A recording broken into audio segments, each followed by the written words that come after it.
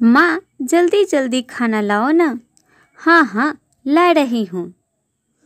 काश एक बहू होती तो इतना काम नहीं करना पड़ता। तभी रामू बोला, हाँ माँ, भैया का शादी करवा दो।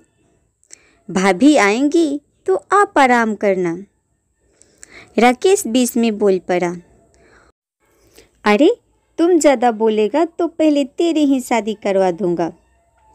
अरे माँ, जो स्वाद तुम्हारे खाने में है वह कहीं और नहीं। हाँ हाँ, देखूंगी तुम लोगों की। जब बीबिया आएगी तो किसका स्वाद अच्छा लगेगा। ऐसे में राकेश ठीक कह रहा है क्या माँ? यही कि रामू अब अच्छा पैसा कमा लेता है और शादी करने योग्य भी हो गया है। मैं सोच रही थी कि दोनों बहुएं एक साथ उतार लूं। कुछ समय बाद बिमला दो बहुएं एक साथ उतार ली। अब बिमला केवल आराम करती, दोनों बहुएं खाना और घर का काम संभाल लेती थी। लेकिन यह कुछ दिनों का बात था। कुछ दिन सब कुछ अच्छा चला, लेकिन कुछ समय बाद देखिए देवरानी कुछ ज़्यादा खर्च कर रही है। खाने के लिए कभी मटन, पनीर और शॉपिंग भी ज़्यादा करती है। यह बात केवल इसी कमरे में नहीं बल्कि रामू के कमरे में भी हो रहा था। देखिए ना, भाभी क्या भिखारी घर की है। क्या हमेशा सादा खाना बनाती हैं। मेकअप का भी सामान नहीं खरीदती। शॉपिंग भी 6 महीने में करती हैं। और मैं करती हूँ तो बोलती रहती है। मैं तो तंग आ गई हूँ। यह बात अब हर रोज होने लगा। खाना बनाने से बात अब लड़ाई तक आ गई। अब बिमला परेशान हो गई थी। वह दोनों बहुओं को अलग कर देती है। अलग अलग होकर दोनों बहुएं खुश थी। रामू की पत्नी बोली, हाँ, ऐसा जिंदगी होनी चाहिए।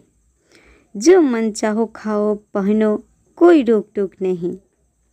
दोनों बहुएं के साथ साथ दोनों बेटे भी एक दूसरे से बात करना बंद कर देते हैं। कुछ दिन ऐसे ही चलता रहता है। बिमला को अपने बेटे बहू को एक साथ देखना चाहती थी। फिर बिमला सोची, अगर बहुएं एक नंबरी है तो मैं भी 10 नंबरी हूँ। इन दोनों को एक नहीं कर दी तो मैं भी इनकी सास नहीं। अब बिमला अपनी बहुओं पर नज़र रखने लगी। जब कोई बहू हटती तो उसकी रसोई में जाती और आटा, चावल, दाल, सब्जी, कभी गैस भी खोलकर छोड़ देती थी। अब दोनों बहुओं का राशन 10 दिन, 15 दिन में खत्म होने लगा। दोनों बहुएं सोचने लगी, ये क्या हो रहा है। राकेश की पत्नी, देखिए राशन खत्म हो गया है। क्या? महीने दिन का राशन 15 दिन में खत्म हो गया। आखिर तुम बनाती क्या हो? खाली दाल चावल खा खा कर उब गया हूँ। अब रसोई माँ चलाएंगी। ऐसे ही हाल रामू की पत्नी का भी है। अब दोनों बेटे बहुएं माँ के पास जाते हैं।